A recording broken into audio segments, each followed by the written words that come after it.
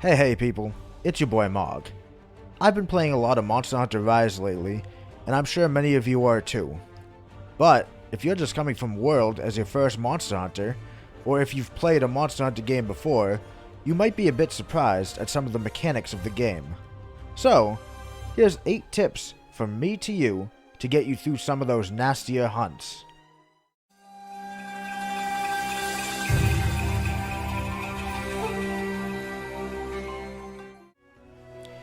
The wire bug feature is new to all of us.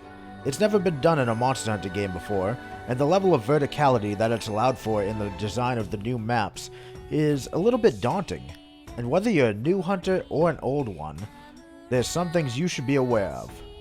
For example, did you know that you could hold the dash button while you're on a wall to continue running up it, or even from side to side?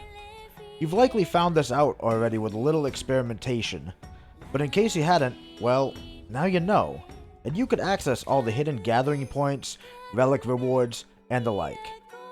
But most of all, be aware that you could ukemi, or recover mid-fall, using your wire bug when you get knocked back by a monster. It's imperative that you get used to doing this straight away, because some monsters such as Aknasom or Baroth have moves which capitalize on a knockdown to administer a coup de grace to a lazy hunter. But don't do it every time. It still uses your wire bug gauge, so moderation is definitely key.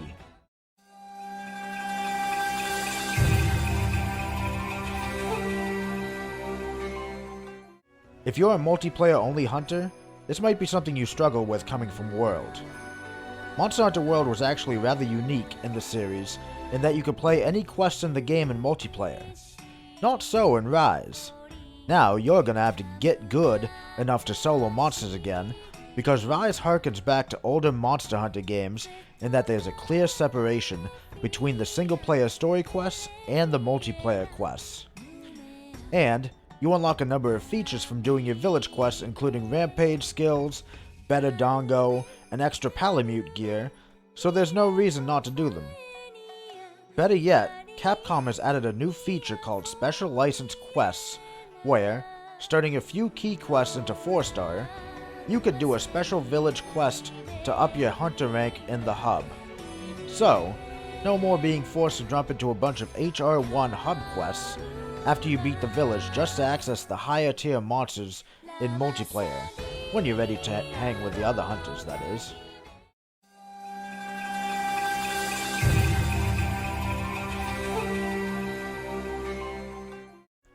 In Rise, your max stamina seems to diminish quicker than ever before. It's definitely a stark change from World, where you almost never had to eat for stamina mid-mission in comparison. You could probably subsist on the easy rations from the supply box for most of the game, in fact. Well, here there's a number of ways to counter the effects.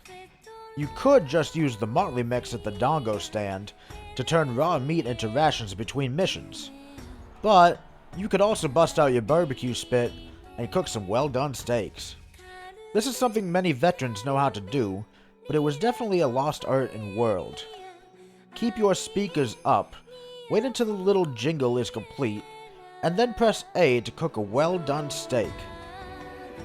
Be careful, if you're too early, then you still get a nice rare steak, but if you're too late, well, poop.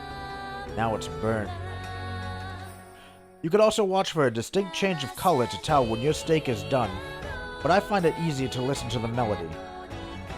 Oh, and if you find yourself short on raw meat, you don't necessarily have to grind it from Aptonos and their ilk anymore. Just check Rondine the Trader. You could purchase it off of her for a mere 60 Kamura points each.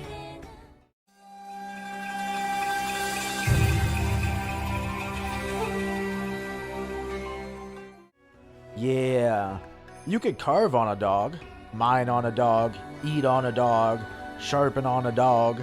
The Palamute mount is a very powerful option for mobile hunting prep. Make sure you use it. That mobile sharpening is a godsend, and being able to run across the map without using stamina is also superb.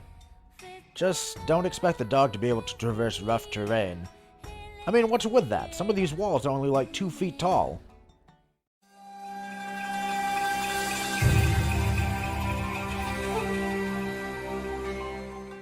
And what sort of hunter would neglect to get his dog some nice treats in the form of new weapons and utility items? Not you, that's for sure. After a few hunts, an NPC in Kamura will ask you to help him make some new Palamute gear, and some of it is quite useful indeed. Area of effect healing on attack? Check. Giant shurikens? Check. Even more besides that? Check, check, check. All it will cost you is a couple of your hard-earned materials, but the payoff is definitely worth it. Healing Scroll is OP.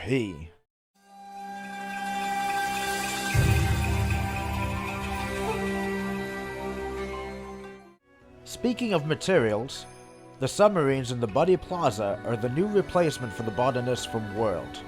In fact, the Buddy Plaza has many of the farming systems from World, including the Argosy and Tail Raider systems as well. However, unlike that game, you actually need to hire on new Palicos and Palamutes to manage your affairs for you, so make sure to talk to Yori every so often and get a wide array of pets.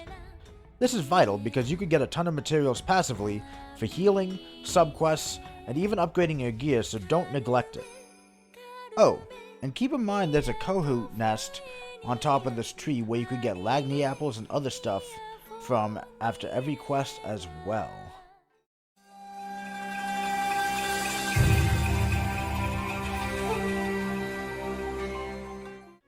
In World, going for a capture was often done just to cut down on hunt time, but in Rise it's more important. Why? Now capturing a monster also gives you more rewards after a quest again, so make sure you do it. Though there may be a rare few materials that require a carve later on, for the most part capturing the monsters is the better option. Plus, you could even buy trank bombs from the merchants now starting at 4-star village quests, so you don't even need to farm their sleep herbs or parashrooms anymore.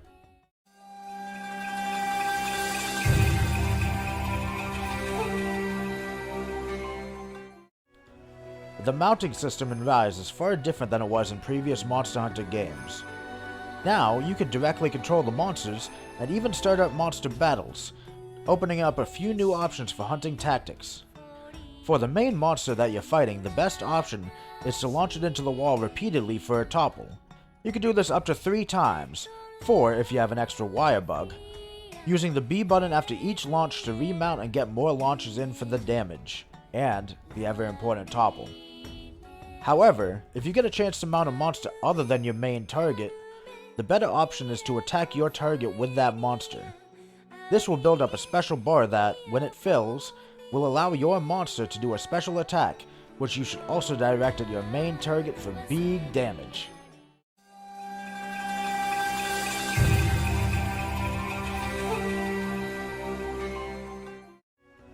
For World players, this is a no-brainer, but for anyone who's brand new to the series or skipped over World, they might see an entry at the Quest Girls called Side Quests, and assume it's another set of full-on hunts.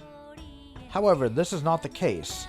They're tasks such as Mine 4 Ore, or Hunt 2 large monsters, which can be undertaken over multiple hunts. You can take a maximum of 5 at a time, and they'll be one of your main sources of armor spheres, which you'll need to keep your defense stat competitive.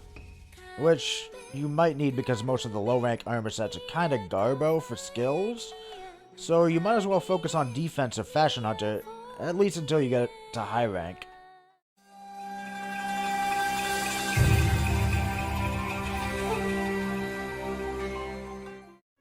Finally, and this might be obvious to everyone as well, but use the weapon type you feel most comfortable using.